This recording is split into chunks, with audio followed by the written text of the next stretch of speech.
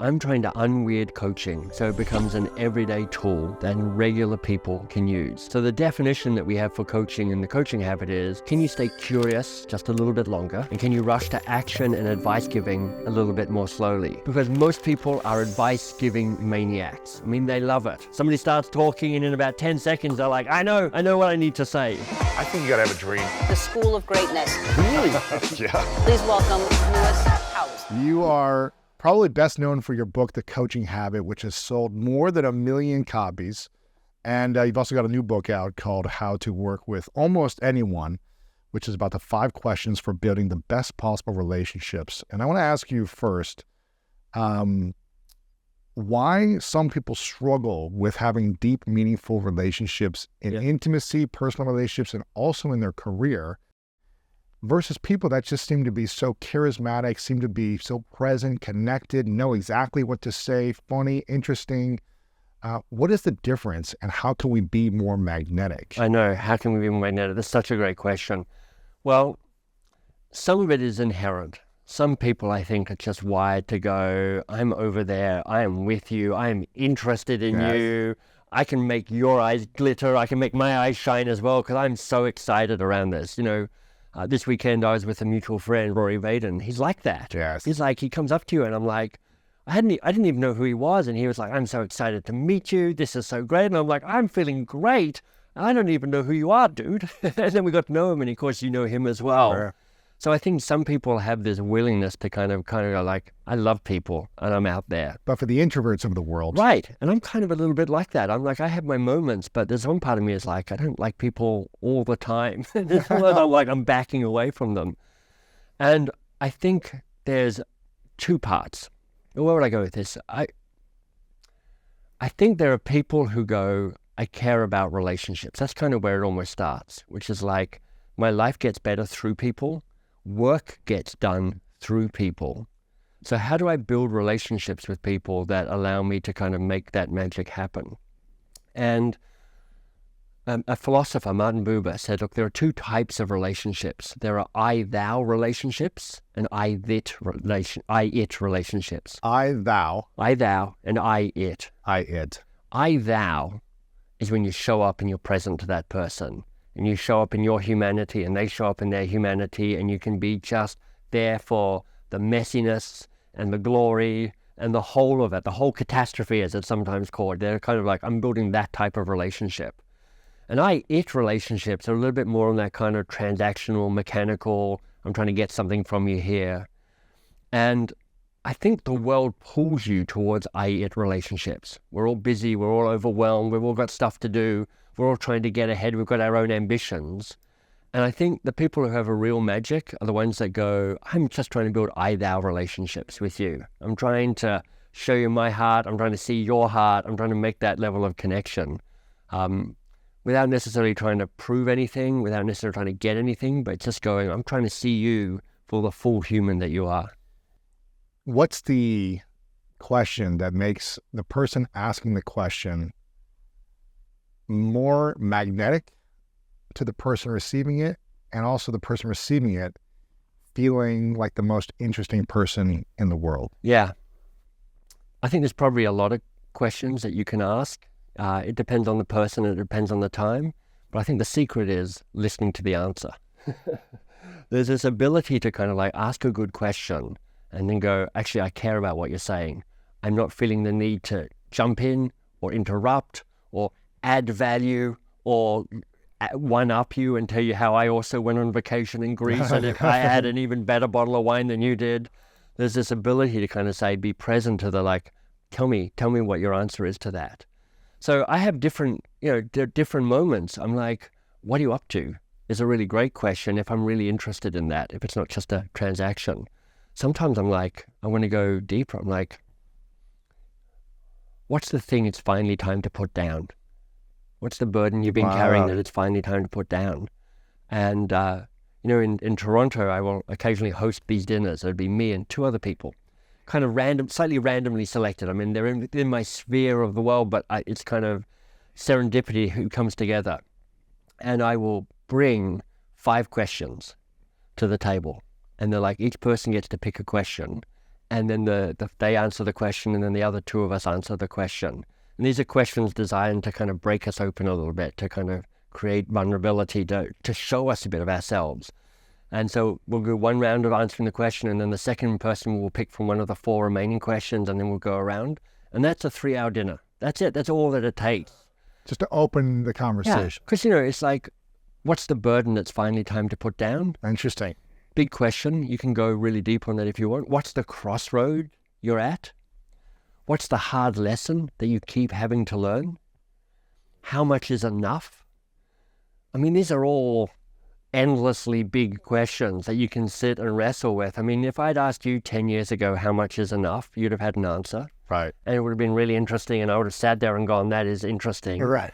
And if I sit down with you now and I go, well, Lewis, now everything's changed. You've got books, you've got podcasts, everything's shifted. Like it's 10 years since you started your business. But now, how much is enough? You know, what are you hungry for now? You know, because who you are in this world and what success is to you in the world, that's shifted and shifts for everybody. So I love having a range of different questions because, you know, there are some times where if I'm sitting at a dinner party and I'm like, you know, what's the burden it's finally time to put down? The person's like, who am I sitting next to? Right. I'm just here for chit chat. I just want to talk about the Oscars. Surface level. I just want to talk about the Oscars and the sports and the weekend and the commute and the weather. That's funny. And I think you can, you know, a question I ask myself at the end of a day is, what was the best thing about today? So that's a great question to ask people. It's like, what was the best thing about today? Because what you're inviting is a story. And what you're inviting is like, tell me something I don't know. Tell me something that lights you up. Like, you know, if you can get to ask a question and then listen and you see their eyes sparkle a little bit, what you've got there is an I-thou relationship in potentially. I-thou, yeah. It's interesting. You sparked a video I saw recently of Jim Carrey. Yeah. I think it was a year-old video. It was of him saying that he's retiring from acting. Right. And he was doing an interview talking about this, and he said, yeah, I think I'm done after this last movie. And the interviewer was like, you're joking, right? He's like, no, I think I'm done. And I'm going to tell you something that I don't think any celebrity would say. I've done enough. I have enough. I am enough. I know. I just get chills when I hear that, right? And I was thinking to myself, yeah. You know, I'm not sure how old Jim is right now, probably in his late 50s or 60s or something. But I was like, okay, yeah. But would you have said that 30 years ago? No. You know, there are different conversations in different seasons of life. When you're 30 trying to make it in Hollywood. Exactly. You're like, I'm hungry. I'm doing all I can. I'm doing the mask. I'm doing whatever it takes. I'm kind of playing full out for that goofy thing. But now he's kind of, you know, a recluse. He's like, I love painting. That's it. And he's like, I'm doing that. And it's like, I found the second mountain for me to climb. And it's not trying to stick a flag on Hollywood. It's and amass more wealth or whatever. Yeah. It's trying to be a fully expressed human being, I think, for him. Yeah, it's great. And so I think a lot of it is also understanding what season of life the person is at. That's right. On how we ask questions, how we step into conversation, and how we connect with them. And also, because, you know, so much of what you're about is how do I be of service? You know, that's kind of what I sense is at the heart of this. And I'm like, so what's the question that's of service to them? You know, part of the success of the Coaching Habit book is, you know, a question like, what's the real challenge here for you? That's one of the questions there. And it's kind of the one that really resonates with people because it's got two things to it. The first is it says, let's help figure out what the real thing is we've got to fix. Because so much in our lives, we're busy solving the wrong problem. We get seduced into thinking that the first thing somebody says is the real answer. It's like it almost never is. Right. It's just their first answer. It's not the real answer. So it's like, what's the real challenge Can you give here? an example of what people might say? Say the question again, and then what's the typical answer that someone might say? So if you come to me and go, Michael, I love my podcast, and I've got big ambitions for it, which I know you have, and I'm really looking to scale it, to grow it, to make it kind of not like just the podcast. And I'll be like, great. And there's one part of my brain that goes, look, I know stuff about scale and I know stuff about marketing and I know stuff. So part of me is like, I'm going to add some value to this conversation. I'm going to show Lewis just how smart I am. I've got all these tactics and tools and strategies and people and the like. But rather than that, if I go, look, my advice, they may not even be the real problem. That may not be the real challenge. So I go, but Lewis, what's the real challenge here for you? And you're like, well, the real challenge is I'm still trying to figure out what success is. Or the real challenge is that actually the podcast needs to morph into this thing to be it. And I go, yeah, but what else is a real challenge? Like, okay, what else? And I go, well, what else is a real challenge? It's going deeper. So I'm peeling the onion. And part of the power of that question is it accelerates you towards what the real challenge is. But then the secret sauce is it's not what's the challenge, and it's not what's the real challenge. It's what's the real challenge here for you. And now we're not talking about the external thing around the podcast or whatever it might be. It's like, Lewis, you're a founder, you're the figurehead, you're the man on the camera, you've got the vision, you're the visionary.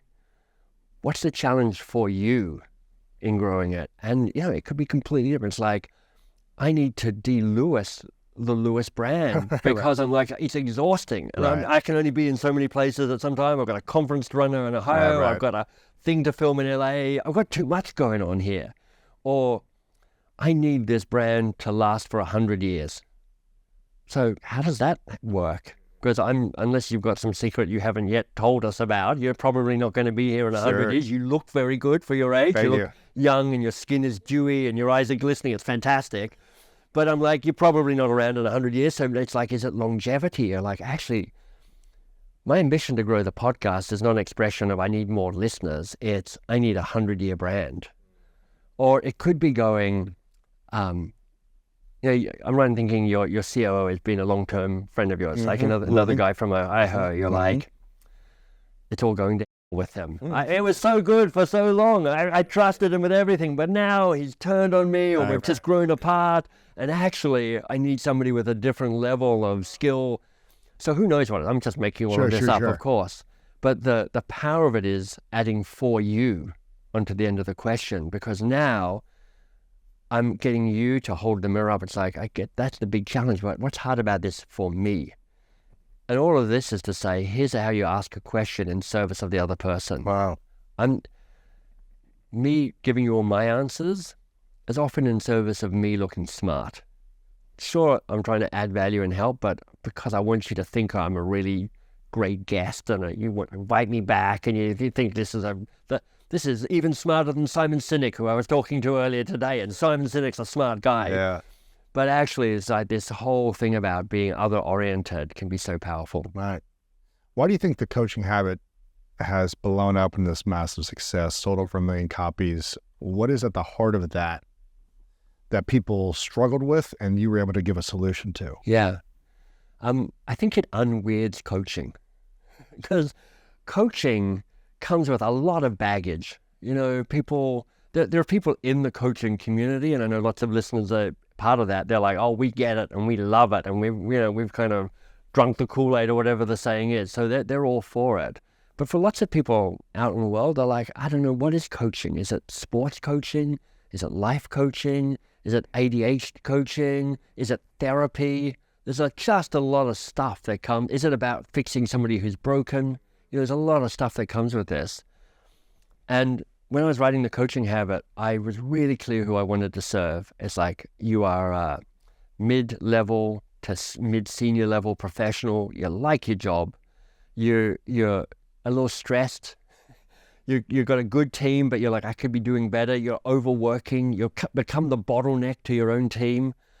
And I'm like, I'm trying to unweird coaching so it becomes an everyday tool that regular people can use.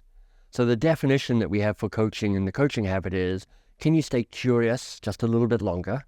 And can you rush to action and advice giving a little bit more slowly? Because most people are advice giving maniacs. I mean, they love it. Somebody starts talking and in about 10 seconds, they're like, I know what I need to say. Why is that the wrong approach in building magnetic connections, relationships, deeper relationships, by giving advice to someone when they come to you with a problem? Oh, that's such a Whether good question. Whether it be in your career or an intimate relationship. Yeah, that's such a good question. So a mentor of mine, a teacher called Ed Shine, just died 6 months ago in his 90s, but he wrote an amazing book called Humble Leadership. And in that, he talks about how relationships can be level up or level down. And it's about the kind of the status and the authority and the control that you have in that relationship. And here's the irony, the paradox of trying to be helpful by giving advice. As soon as somebody comes to you and goes, blah, blah, blah, this is my challenge, and you're like, great, I already know what the problem is. I barely know you, but I'm pretty sure I have the solution here. You one-up them, and you actually diminish them in a little bit. So ironically, if you rush in with your advice, you create resistance from the person who you're desperately trying to help, because you're doing it because you have a good heart, but there's that point of resistance. What's powerful about slowing down the rush to advice giving, so it's not giving advice, it's like slow it down, is that you keep giving them power and you keep giving them authority and you keep the focus with them. It's like, how do you do that? Well, I go, what's the challenge for you? And then I shut up and I listen to the answer and I let you try and wrestle with this and figure this out. So you're creating new neural pathways in your brain. You're coming up with your own ideas. You're not feeling me taking I'm going to save you and rescue you from this and kind of knock the relationship out. I'm trying to say to you, look, I'm really here. I'm on your side, and I trust that you can figure some of this stuff out. I've got some ideas, and I'll share them with you. But what do you think the real challenge is for you? And what else do you think? So what's the real challenge here for you? And if that's the real challenge, what ideas do you already have? Because I know you've got some ideas. And what else could you do? And what else could you do? And so I'm getting them to do all the work in service of them feeling empowered, becoming smarter, feeling that they still own the issue. When I think about coaching, I think about fierce love. Like love meaning I want them to be the best they can be. I want them to have the impact they want to have in the world. But fierce meaning I'm not going to rescue them or save them or be nice to them necessarily. I'm going to push them and provoke them a little bit. And I think great coaching can have an element of that kind of fierce love to it. And that's what asking a good question and saying, how far can you get without me? Because I bet you can get a lot further than you thought. Yeah, that's cool. I like that.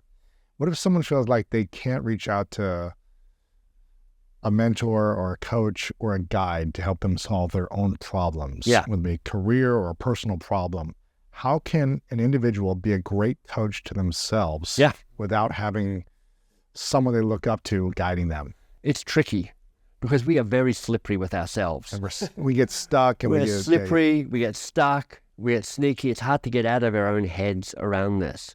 So I think there are a couple of things you can think about. One is, you don't necessarily have to be paying money to a coach or a mentor or a guide to kind of get this kind of professional support you might like. You can just go, let me see if I can figure something out with the people I already know and I like in my life. Like, I had a mastermind group for 15 years, like me and 5 other people. We would check in pretty much daily, like 3 or 4 days a week. We'd just like, here's what I'm up to. We talk on the phone every 2 weeks. And then once a year, we get together for 3 or 4 days to hang out and have fun and go deeper. And that was free. But we're going to support each other in terms of what we can do here. So I do think there's a way that you can be the person who reaches out and says, hey, what if we supported each other? Because I could do with a bit of support and maybe you could do with a bit of support, and let's do our best guess to figure this out. But if that feels too much, I think that's when you come into the power of something like journaling. Because in some ways, you've got to get out of your own head. So, when I'm journaling, I tried doing like the 2-minute morning stuff, where you write pages every morning. I'm like, I just can't do that. I just don't have enough to say, or I'm too bored, or I want to check my email. Yeah. So I have 3 questions at the start of the day and 2 questions at the end of the day. The 3 questions at the start of the day for me are, what do I notice? So for me, what do I notice is about what am I thinking and what am I feeling and what's right there in front of me and what's been bugging me and what was I dreaming about last night and what's out of the window. It's in some ways it's about trying to be more present. But for me, Lewis, I don't know if the same is true for you. It's also trying to be a little more connected to my feelings. Like I'm not that good at that. Not just thinking, but experiencing your feelings. I'm a head guy. And part of the work I'm trying to do is I'm like, there's so much knowledge in your body and in your feelings. I wish I could just get a bit more connected to that. So what do you notice helps me with that? What are you grateful for is the second question, because that's just a silver bullet, really. Yeah. There's so much research that says regular small acts of gratitude just make you a happier person. True. And then the third thing I ask is, what's the one thing today? Because I have too many to-dos. I'm notoriously overcommitted. I'm like, if I can only do one thing, what's the one thing? So I don't finish the day. I've done 48 of my tasks, just not the 2 ones that I had to do. Right. And then at the It's end of the eat the frog concept. yeah, right? eat the frog concept. You got it. And then at the end of the day, I go, what was best about today? Sometimes that helps me figure out what progress I've made. So, Teresa Amabile, Harvard business professor, she's like, people get happy by making small progress on stuff that matters. And I'm like, but sometimes sometimes it's not about progress. Sometimes it's like, just what was the thing I most want to be grateful for and think was the best about the day? And then the fifth question for me at the end of the day is, who do I want to reach out to tomorrow? Because not only is there all sorts of research about an increase in loneliness in America and in Canada and across the world, but like, I feel lonely. I feel a bit isolated. I'm like, I know lots of good people, and I'm not naturally wired to be reaching out to them. So who do I want to reach out to keep being the person who says, let's connect. Let's build those I-thou relationships. Let me be still present in your life. I like those questions. So these are 5 questions, 3 in the morning, 2 at night to ask yourself, to be more present, to be more connected to who you are, what you're up to in life.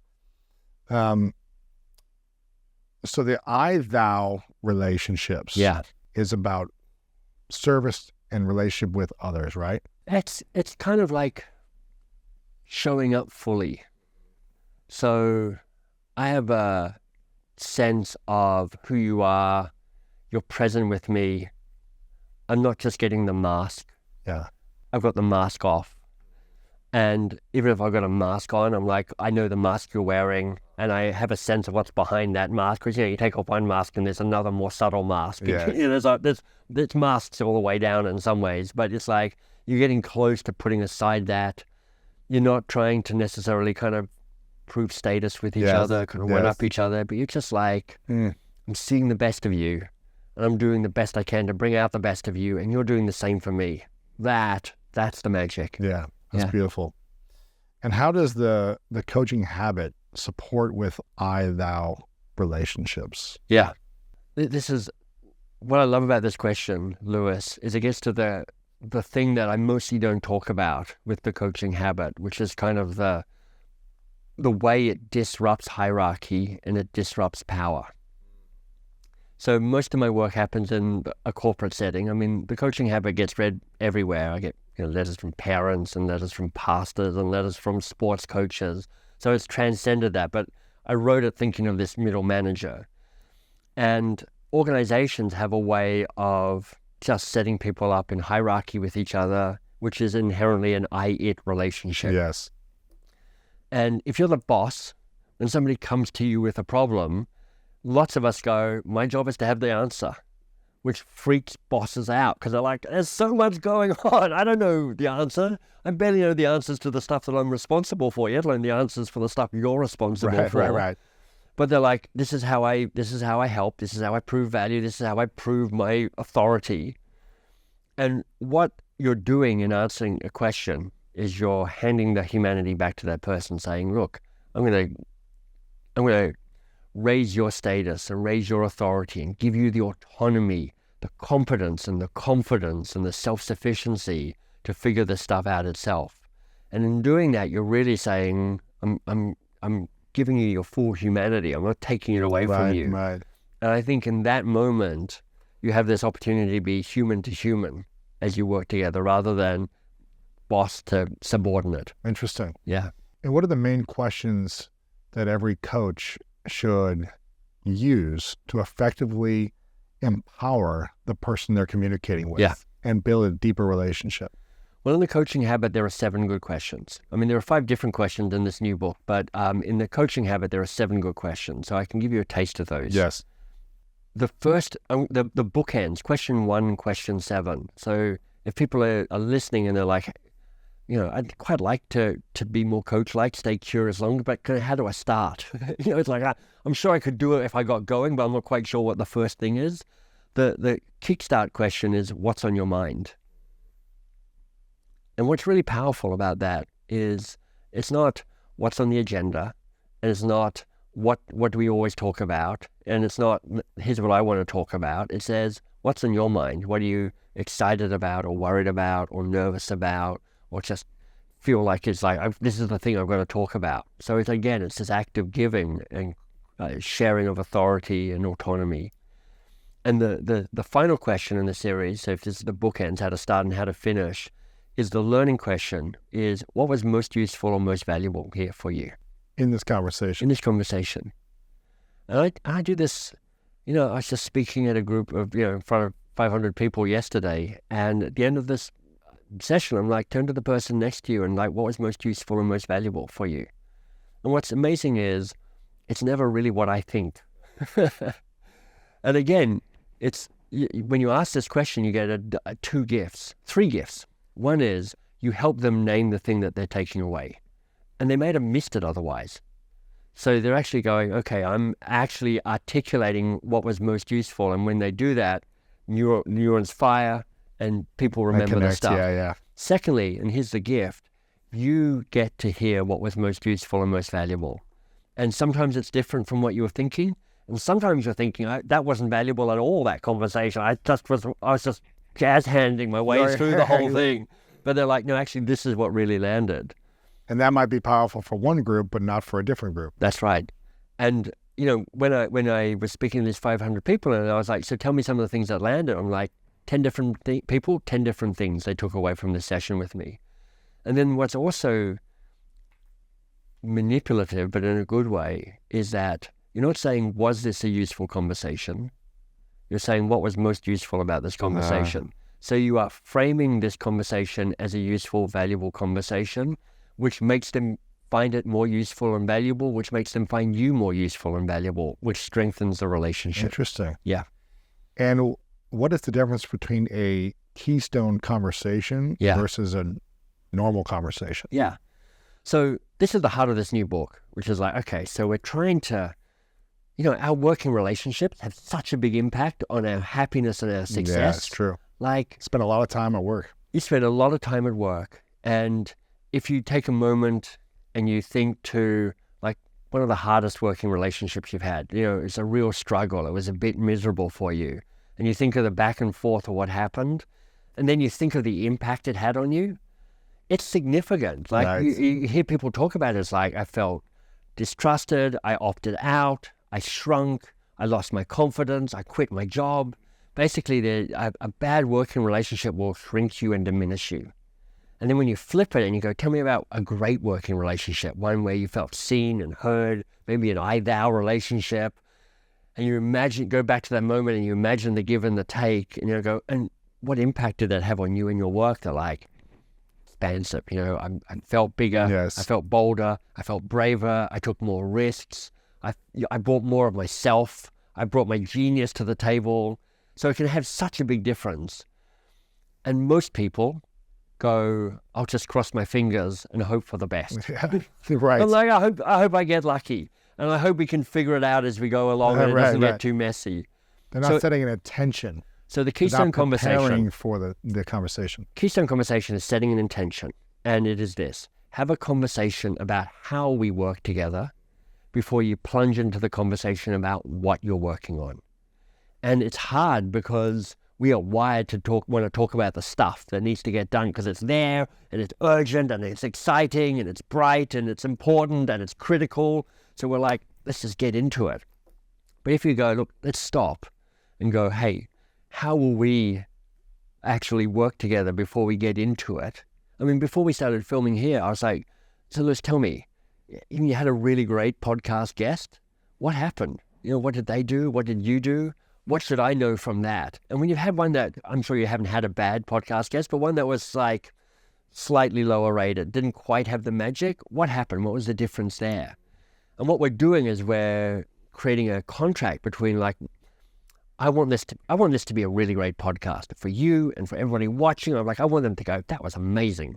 And you want that too, because you're like, I want all of my episodes to be brilliant. And I'm like, so let's not talk about the content. Let's talk about how you and I are together. That will bring that, because work happens through people. And so let's you and me get aligned as to don't do this and do that and be like this and don't be like that.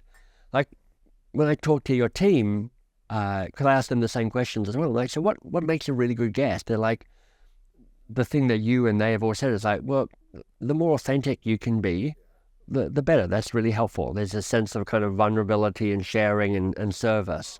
And I'm like, great, because at my best, I think that's how I try and show up. But that was really helpful to give me full permission around that. Whereas other people, I'm like, keep it tidy, keep it neat. Give me the sound bites, no long sentences, no random stories, no waving your hands around. And I'm like, okay, I can do that as well. Sure. But I'm like, I think I understood the rules, so now I'm trying to allow myself to be the best version of myself I can be, for my sake and for your sake and for everybody's sake. Right. So it's really preparing before asking the questions before the Keystone conversation, correct? Well, the Keystone conversation is like, here's 5 questions that can help you have a conversation about how you work well together. Oh, got you. So, okay, cool. Because it's one thing to say you should talk about how you work together before you jump into what you're working on, but most people then go, well, okay, I buy that, but how do I do that? It's like, I've never done that before. And I'm like, well, here are some questions that can help. Sure. Yeah. And I love this when you're like, if you're in an intimate relationship, Yeah.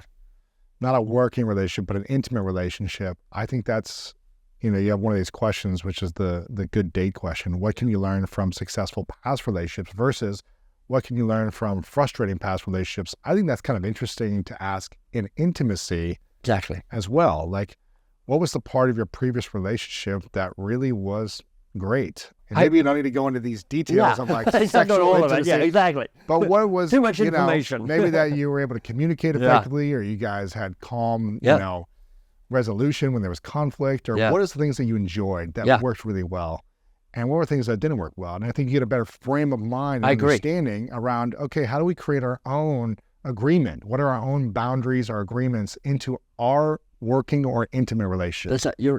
So I've been with my wife for 30 years. Met in how'd you fool her? I know. she was dazed and confused. But we had both arrived in England to study, and we had both left pretty bad relationships behind. She was going through a divorce. I'd made a mess of the previous relationship I had, in part because she was in Australia and I was going to Oxford, and it was all getting complicated.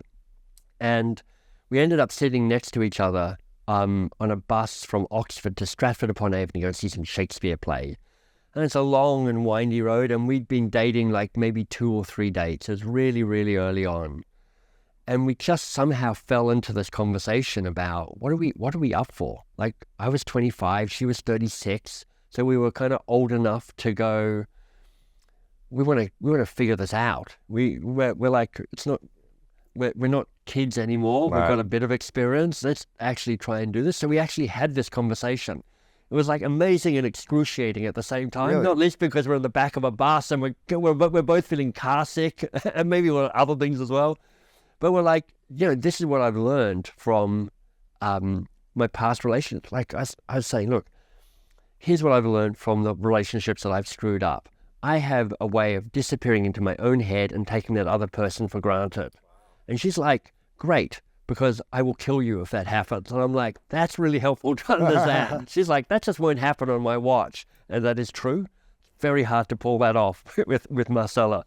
But we before we had any of this structure, before I'd figured any of this out, I just kind of got lucky or maybe desperate because I really fancied her. And I'm like, I don't want to screw this one up. I screwed up the last few. I want this to be great. We actually had this conversation, kind of tapping into the good date and the bad date questions that you're talking about, which is like, what can we learn from the past? Because both the good and the bad dates, those patterns will repeat. They'll keep showing up again in the future. So why don't you be explicit about it with each other so that you can navigate around it, so you can know where the hot spots are going to be, so you can give yourself the best preparation to say, this is how we can recover from this. This is how we'll repair this. What do you think would be the 3 questions based on your personal experience and based on everything you've researched and taught in the coaching habit, but also how to work with anyone?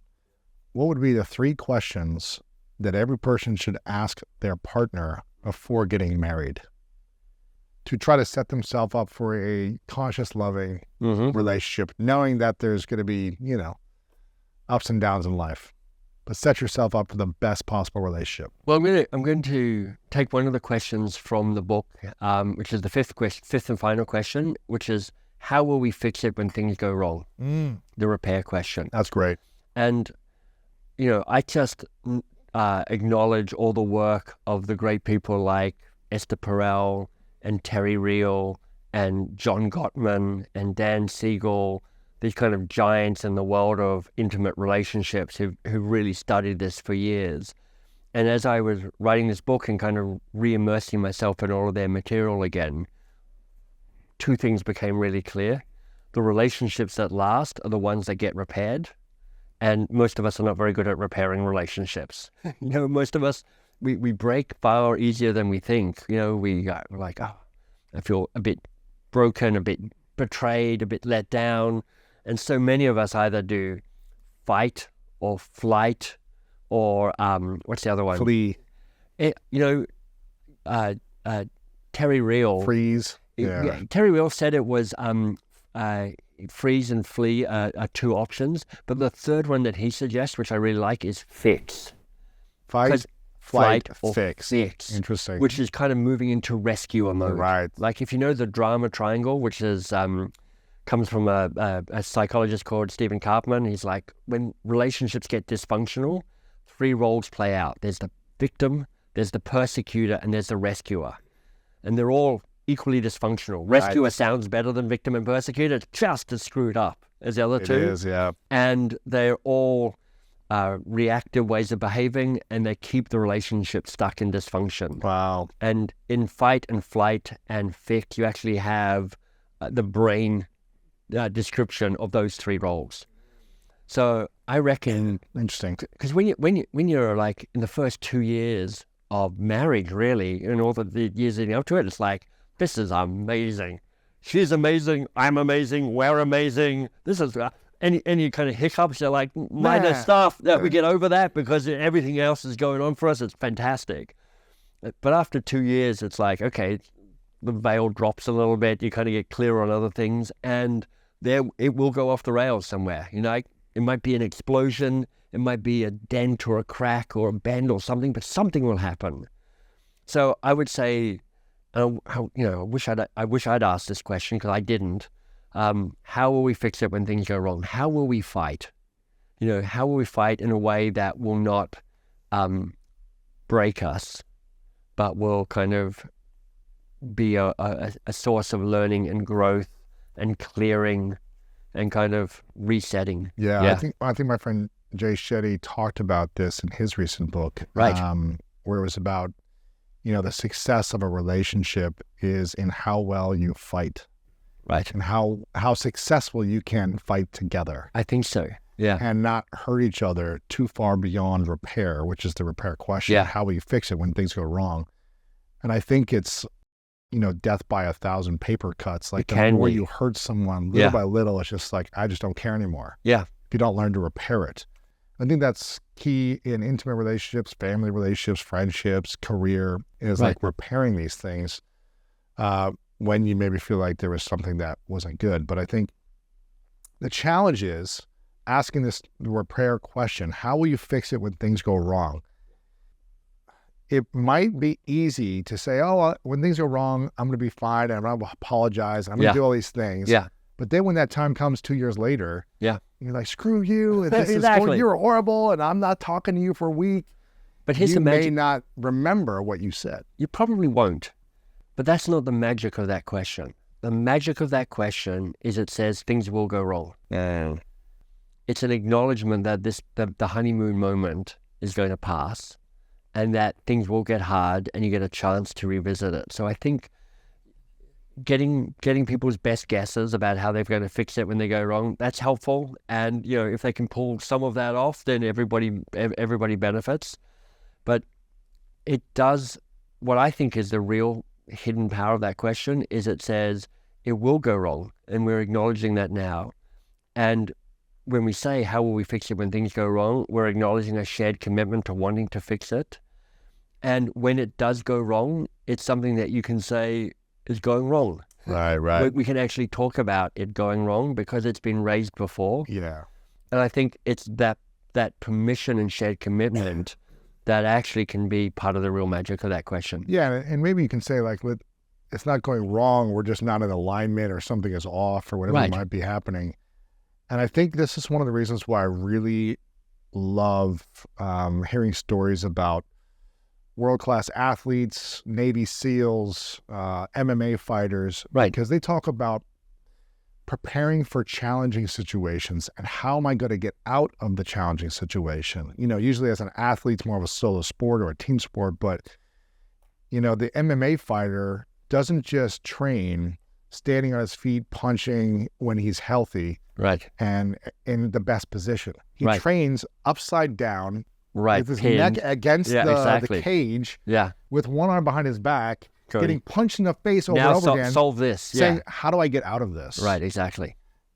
It doesn't say, I'll be fine, I'll never be in this situation. And it's like same thing with Navy SEALs. They train for, okay, here's the mission, and here's the best case scenarios. Like, this is the plan. Yeah. But what is the backup plan when everything goes wrong? Right. When this person gets hurt, when this doesn't work out, then what do we do? And I think when we prepare and acknowledge something's going to go wrong, we're not going to go 100% according to plan in intimacy, in career, in relationships. What can I do and take ownership of to be responsible for my part? And how can I get back into alignment? And I think that's a powerful thing with this question, the repair question. Yeah, to your point, there's that quote, maybe from the SEALs. I know James Clear tinkered with it as well, which is like, we don't rise to the occasion. We fall to the level of our training or the level of our systems. The level of our habits. Or, So kind of there's variations on it, but it's like you prepare for the mess of it. But for me, just the permission, like I didn't have this conversation with my wife, and I kind of wish I had, because we don't really have blow up fights. We have kind of separating moments where I'm like, I get into my own head, I take her for granted, we do that. And I'm like, how do we fix that when that's happening? Yes. And that would have been a healthier conversation. We figured this out, but that would have been a healthier conversation earlier if we could have got to that. Sure. What question would you add? Like, I've given one question, but what's the question that's at your heart in terms of setting up intimate relationships for success? I'm just trying to think about all the things that I did with Martha, my girlfriend, which is essentially the opposite of everything I've ever done before. The thing, and listen, we're 2 years in, so I'm not 30-year marriage, so I'm sharing that information because some people might say, well, wait till 5 years, wait till 10 years, all these things. But the thing that really made me say, oh, this is my partner, right? And I can really feel safe emotionally, spiritually, physically safe with this person. Is early on I said, listen, I've made a lot of mistakes in my past relationships, and none of my past relationships have worked. But in each one of them, I wanted to do therapy when they weren't working. Right. And the partners that I chose never wanted to do therapy with me. Right. They were resistant. It took 1.5 years, 2 years of like it not working and me saying, hey, can we do this and find support? Yeah. And they never wanted to do it. And I said, listen, this isn't really an ultimatum, but I want to feel emotionally safe. Would you be open to going to therapy in the beginning of the relationship? Not when things have problems in the future, but can we go together now? Yeah. She was like, 100%. That'd be amazing. I'm down for whatever.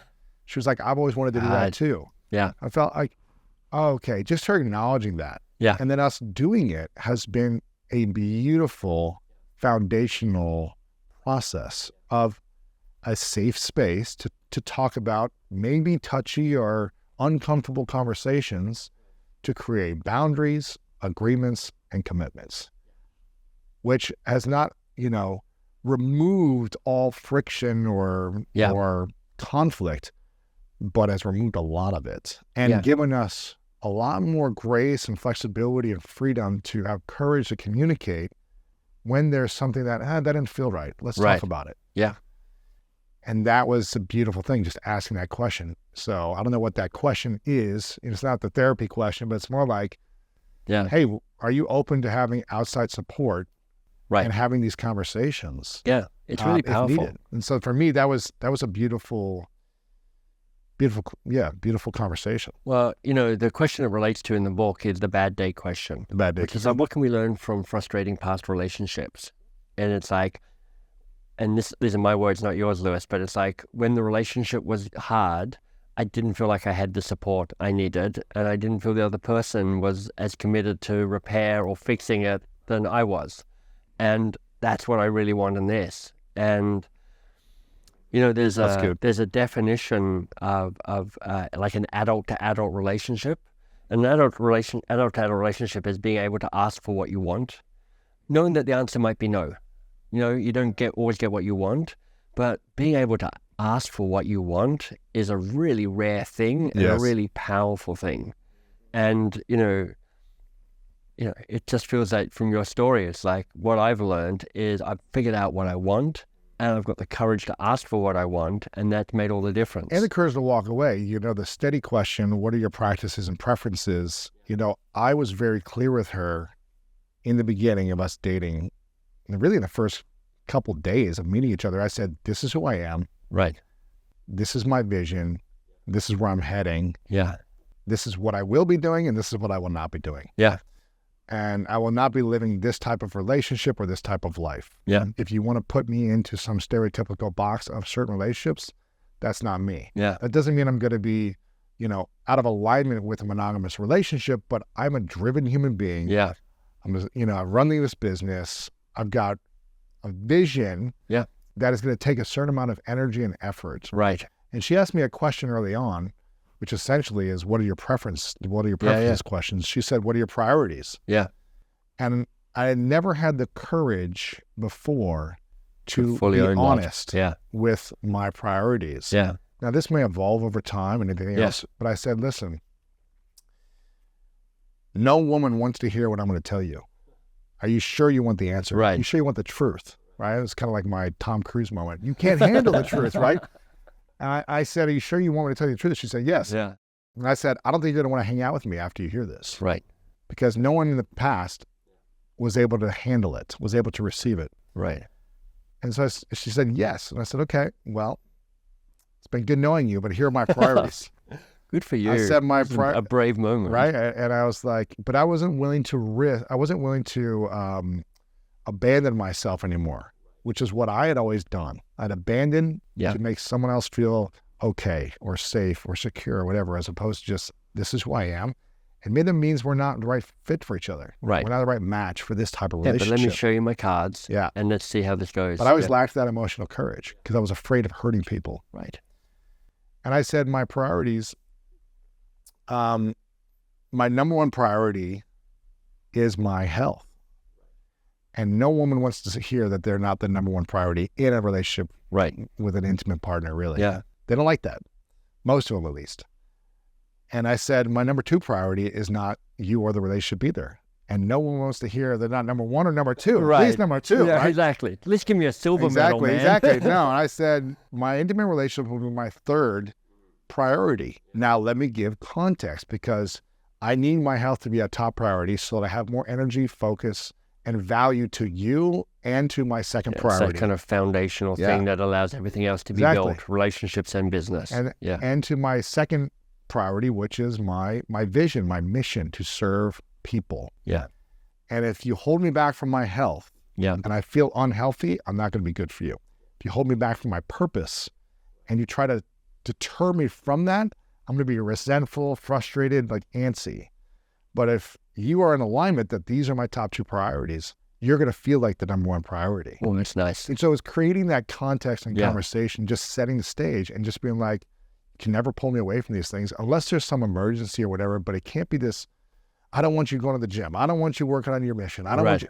I need you here with me more. And I was like, I'm not that guy. Yeah. Maybe in 10 years, that'll change, and I will be. Well, but right now, I'm not. What was the work you did that allowed you now to ask for what you want and be as clear as that? I needed to heal a lot of my inner child wounds. Right. Really. And have a different relationship with my younger psychological self that never got to hear or be validated the way that I needed to validate it, and never got to heal or mend painful memories. So it wasn't until I was able to mend the memories of the past and create new meaning around them. Yeah. And create a sense of connection and an intimate relationship with my painful wounds. Yeah. Of repair. That's when I was like, okay, I am safe. I am free. I am peaceful as I am. I don't need to please you to feel loved and accepted and free. And I was able to say, okay, I'm happy alone if this relationship doesn't work. Yeah. But I'm never going to abandon myself again. So that was a big part of it, having that healing journey and doing the therapeutic work on that.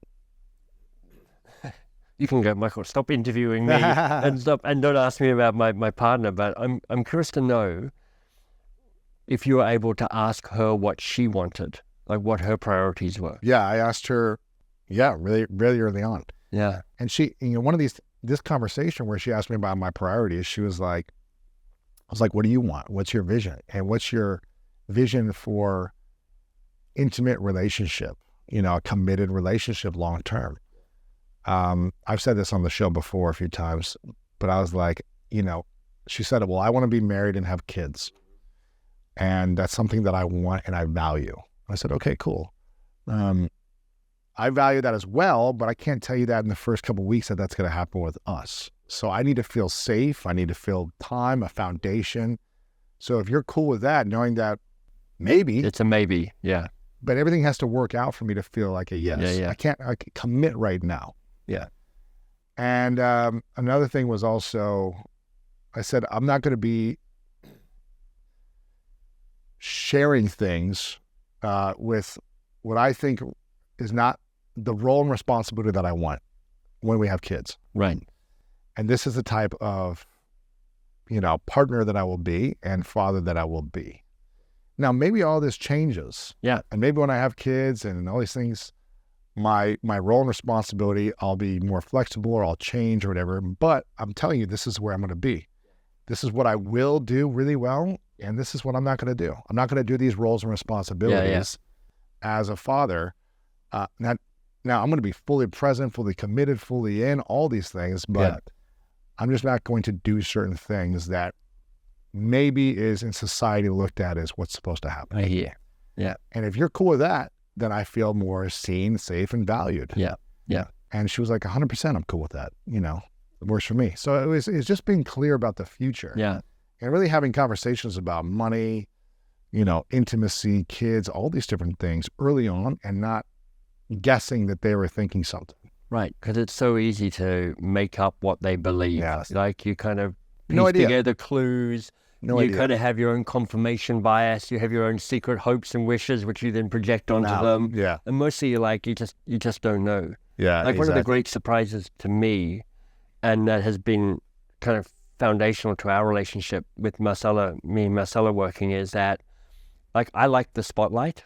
Like I like the spotlight. Yeah. I like performing. I like being a leader. I like having a vision. Uh-huh. She really doesn't like that, but she loves playing the support role.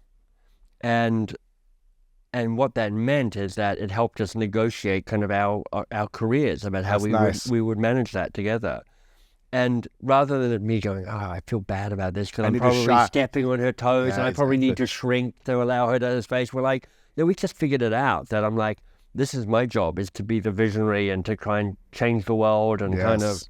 That's a big area of conflict for, I think, couples where, if you don't feel like you can fully be who you're meant to be, or if someone's resentful of your success. I had that in a lot of previous relationships where I felt like I would share something I was working on and really excited about, and it was almost like they'd get sad because they weren't doing that for themselves. So John Gottman, who I mentioned earlier on, who wrote a fantastic book about the secrets of successful marriage. But one of the intriguing things that he found through his research is 70% of issues in a relationship are perpetual. They don't get solved. And that for me is a very liberating discovery, because it means that there's a bunch of things where we're like, we will perpetually be at odds around this. So what we're now doing is we're learning how to navigate our different points of view and our different ways of working around that. So that helps me figure out how to manage the 70% that are perpetual. They're never going to change. But it says 30% of issues within a relationship are solvable and resolvable and evolvable. And there's an ability to work on that. So I get freedom from both of those things, which is like, it's kind of like that circle about what can you control and what can you influence. You're like, I can't control or influence these, but I can kind of figure out how to dance together around the stuff we're never going to agree on. Like for my wife and I, I'm like, she's a talker. She loves to talk. She loves to share that. I'm terrible at that, which surprises everybody because, they know me as a kind of talker, but I'm like at home. She's like, what are you thinking? I'm like, oh, what am I thinking? She's like, what happened today? I'm like, oh, what did happen today? Oh, it's in LA. Oh, it's with Lewis. Yeah, it's like, I'll remember that. And I'm like, I don't think that's going to change. So we have our language and we have our humor and we have our way of dealing with that. When I do my best to tell her stuff and she does her best not to grill me. Right. And then we can, the 30% of stuff we can really kind of dig into and go, let's make this better because we're both committed to a great long-term relationship. I'm curious, what do you think are the 4 or 5 key habits of magnetic individuals who can communicate clearly and get incredible results from conversations and relationships, whether they're introverted or extroverted? What are those 4 key habits that make them magnetic and enrolling and captivating to get things done? Yeah. No matter what personality type they have. I think one of the key habits, and we've talked about this already, is knowing what you want. Knowing what you want to ask for. And that immediately makes you quite different from other people, because a lot of people are like, they're in a conversation and they're communicating, but I'm like, but what's the point? And if you can get really clear on the request you have and the hope you have as an outcome, that is an extremely charismatic and powerful place to stand. And how would you set that up? Is that like the intention behind it or saying it right away? Is it like knowing what you want in your mind but not saying it, or saying this is what I want? The hard work is to know what you want. Then you negotiate and you navigate the moment in front of you and the person. Like you've got to play the person, not just the cards in your hand. What's helpful for me is to tease apart in any conversation, not just what do I want, but what are the facts and what is the feelings and what are the interpretation of the facts. And I think people who are charismatic in how they communicate often have an ability of not getting all of that sort of stuff squished together, which is what happens to most of us. So I know that for me to be in conversation with you, and if I'm trying to move something forward or change something, it's really helpful for me to know the data and the facts of the situation. What's amazing is that there's almost always very little data. Most of what we're experiencing about a situation is this combination of our feelings and our judgments. And most of what knocks us off of being magnetic and being charismatic and kind of being compelling like that is the fuzziness of some of our judgments and our feelings in terms of actually how we then communicate. So I'm always going, okay, what are the facts? I need to know those. What feeling and judgment combination is most powerful for me to express that serves me and them and the situation? Because a lot of my judgments aren't that helpful. Often my judgments are like, we're a loser, this is a disaster, why am I here? I should never have signed up for this is going south, this is never going to get anywhere. I mean, all of that sort of negative self-talk going on. But if I'm like, giving somebody feedback perhaps, I'm like, look, I'm frustrated because I'm not sure you understand how important this is. That's a feeling and judgment combination, really helpful. Particularly when I go, so here's what I want. Like, I'm sad because it feels like we're stuck and I'm not quite sure how we're going to get out of this. So what I want is for us to go see a therapist together to get support to work through this sort of stuff. And this idea of going, how do you learn how to add the depth of feeling and emotion to owning your judgments, to asking for what you want can be a really compelling way of actually communicating in a way that feels magnetic and authentic and grounded and human. Wow. Okay. What's the next habit? Some of this is self-management, and this got taught to me by a friend of mine called Mark Bowden. He runs a company called Truth Plane. He's a fantastic TEDx talk on this as well. And particularly if you're in front of a crowd, how you use your body and how you use your hands in particular is a very influential way on how a crowd will feel about you. So the language he gives me is, be the strongest signal in the room, because the crowd will respond to the strongest signal in the room. They will feel what you feel. They will be who you want to be. So I'm like, great, so how do I want my audience to feel? And, often for me, I want them to feel encouraged and to feel loved and feel awesome and feel light, like a playfulness. So I'm thinking about that in terms of what I am bringing to my presence. And then what Mark taught me was these 3 different positions you can use to communicate. And it's about where you put your hands, particularly in front of a stage. And the critical one is the truth plane. And he calls that, it's like, keep your hands at your belly button level. Because actually that is the most vulnerable expression you can have, because you're basically saying, look at me, this is my weak spot. My belly's my weak spot. I'm showing it to you. And this is because the body leads the brain. So the body goes, if you're showing him that your most vulnerable spot, you must feel safe and you must feel confident and you must feel relaxed. And that makes you feel safe and confident and relaxed. And because you're the strongest signal in the room, the audience feels safe and confident and relaxed. And then if I want to shift the energy in the room, I'll just lift my hands up. So you can see that just by going like this, even though I haven't changed the content at all, actually the experience has actually shifted a little bit. And if I really want to make a point, I'll lift my hands right up here, and everybody's like, I don't know why I'm feeling so good right now, but for some reason I'm feeling good right here. I'm like, I'm just saying the same stuff, but I've just lifted my hands up. But now I'm down here, suddenly we've become a little more intimate and a little more vulnerable and a little more human around that. So for me, this is stagecraft, which is like in these subtle ways, you prime an audience to respond to the strongest signal in the room, which means you have to get your signal clear, which means you have to have an intention about how you want the audience to feel, and you have to have the movement on stage to actually reflect that. That's a good idea, yeah. And then there's a third thing I might add. So there's something really powerful about priming. So just like, see how you're nodding your head right there? That's a classic priming move. So if I go, Lewis, look, I'm about to tell you something here and you're going to really love this.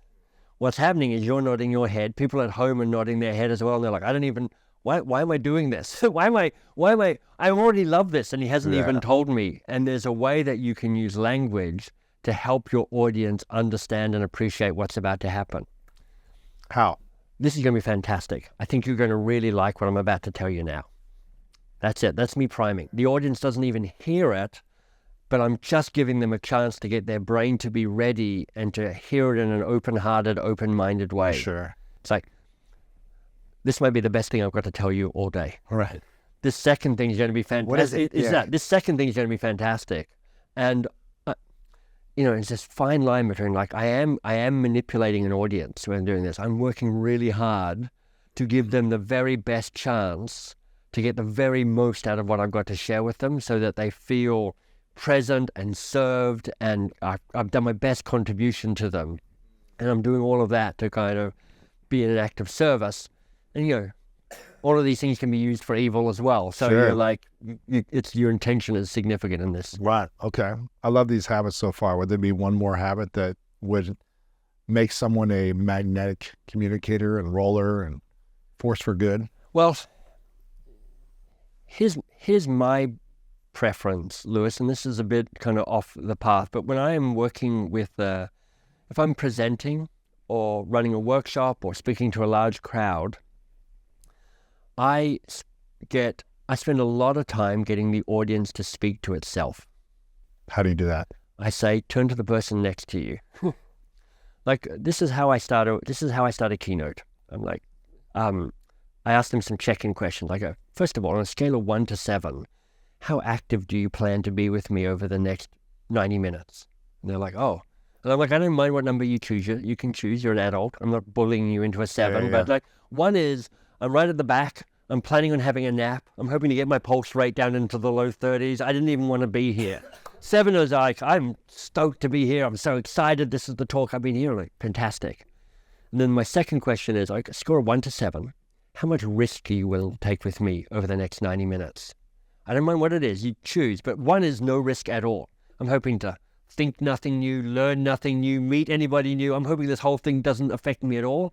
7, on the other hand, is like, I have poor personal boundaries. I'm going to talk about the incident from my child. I'm talking about my inner child's wounds and how that still makes me cry. When we do the naked thing, I'm going to be taking all my clothes off. That's a 7. Everybody laughs. If you can get an audience to laugh early on, they form as a group and they like you more, they feel safer. That's great. And then the third question I ask is, on a scale of 1 to 7, how much do you care about the experience of the other people in the room with you here? 1 is, I hate these people. This is a nightmare. I'm at this greatness conference and I'm trapped. I don't even like any of these people. I thought this was an automobile conference. I don't know what I'm doing here. 7, on the other hand, is like, I love these people. These are my people. I'll do what I can to contribute to the group. So I'm inviting people to show up.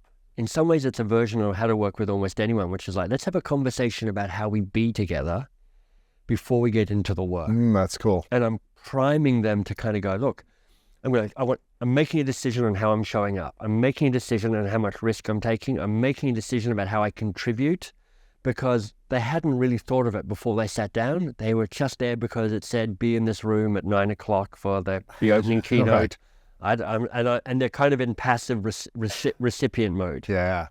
And then I'm like, now get up and go and find a partner. And I'll often ask 1 or 2 questions. It's like, talk about the high point of the week for you. Person with the longest hair goes first. Give them really kind of certainty about who goes first. And the buzz in the room lifts because everyone's talking about a high point. It's an I-thou conversation right there. And so far, I've taught no content. We're now 10 to 15 minutes into a 90-minute speech. So I've given up a lot of time. But you've built connection. But I've built connection. I've given the audience autonomy. I've given them a sense of being seen and heard. They've often met somebody new that they haven't met before. And they think I'm brilliant. And you haven't done anything. Well, I have. You haven't said anything. I've got out of the spotlight, and I said, let me put the spotlight on you to remind you how great you are. That's brilliant. So you can see how this is a scaled up version of what we were saying earlier on about how coaching shifts the conversation from me having the authority to having you figuring some stuff out and giving you the authority. That's powerful. So I'm constantly going, how do I hand authority and power to other people? Not least because, I'm a straight, white, best-selling author, Rhodes Scholar, tall, devastatingly handsome, blah, blah. I've got all the kind of the cards of power and privilege. So my job is to go, how much can I give away, how quickly, so that I can invite other people in to have some of that. Because I've got a lot of that I can give away without diminishing who I am. That's really smart and a good habit to do, because I learned early on, not by choice, but because, well, I guess kind of by choice. I didn't have any other choice. That when I was early on going to conferences and events and networking outings, I didn't think I was smart or intelligent or had anything to offer. Right. I didn't think I had any skills. I didn't have the confidence to actually tell my own story, none of that stuff. And so I got really good at just asking other people questions and kept following up the next question and never saying anything about myself. Right. And by the end of the night, people were introducing me to everyone, this is the most interesting guy here. And I didn't say anything. Right. I mean, I said questions, but I didn't talk about You were me. interested in them, which makes you interesting to them. The most interested person in the room becomes the most interesting. I think so. And when you become interested in your audience, having value, connecting, feeling great, you become more interesting to them, and they are more likely to listen to you. Exactly. I think that's a powerful habit in really connecting deeper and allowing yourself to work with almost anyone, people who are willing Yeah. to participate actively in that. And that's a lot about what your book is about, how to work with almost anyone, which is the 5 questions we were just going over for building the best possible relationships.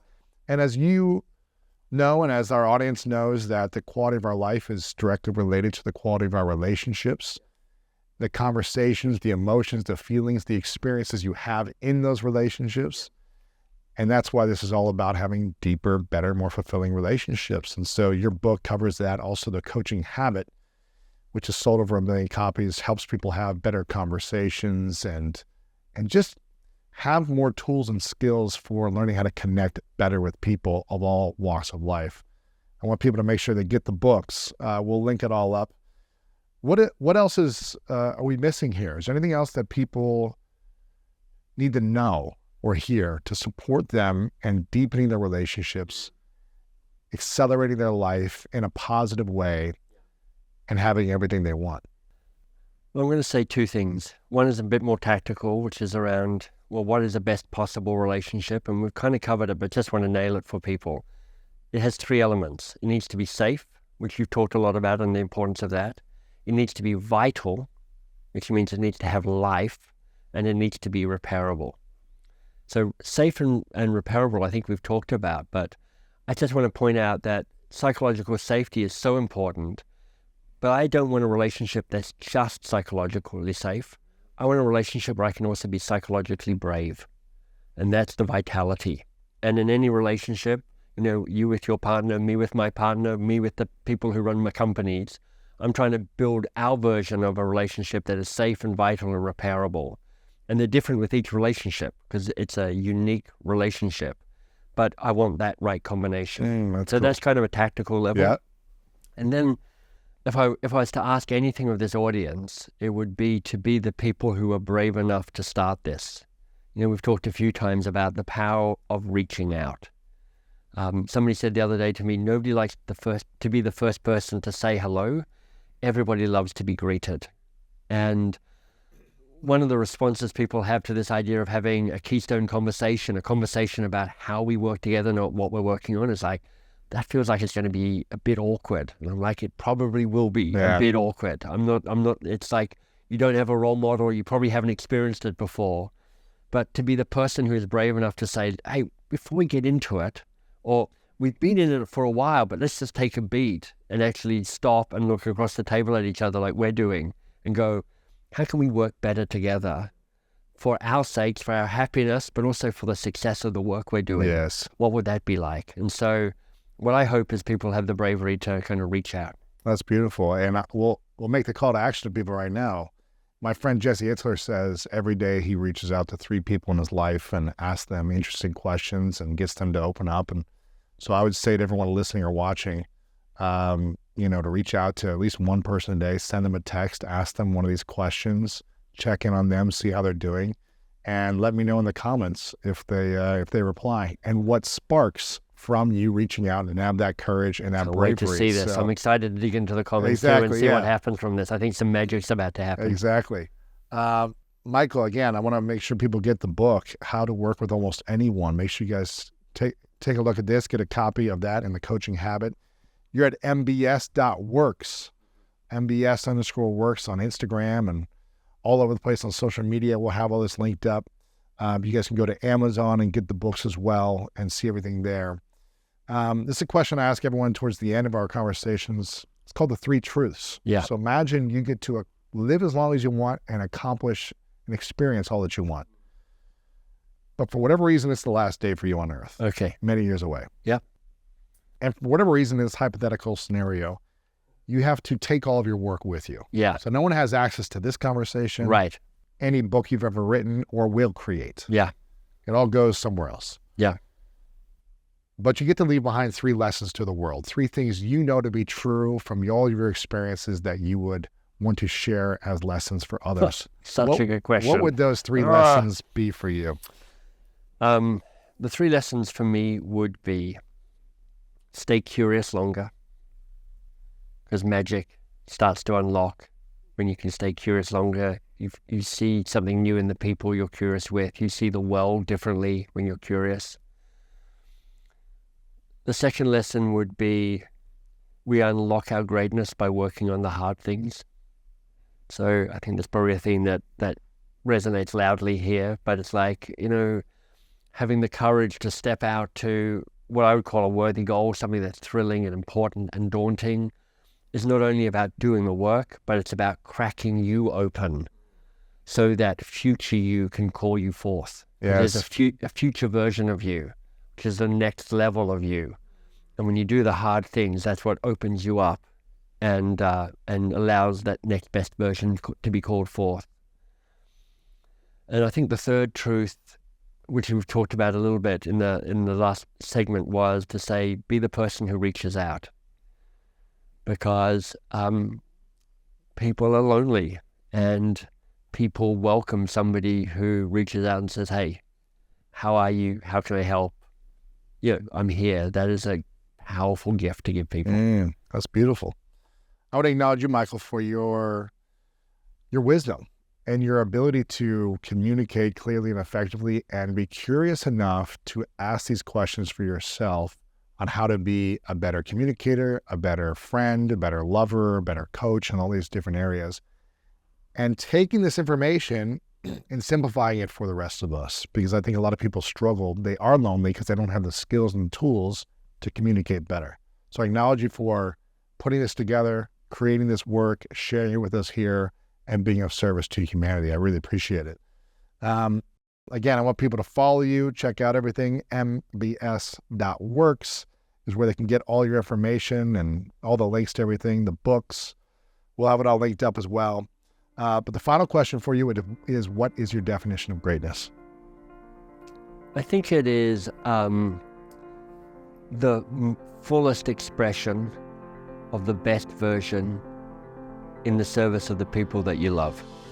What does it mean to find the right person? And there I will say, the simplest way of looking at it is this. There are many people you will love, and they are not necessarily the same people that you will make a life with. Are you looking for a love story, or are you looking for a life story? You understand?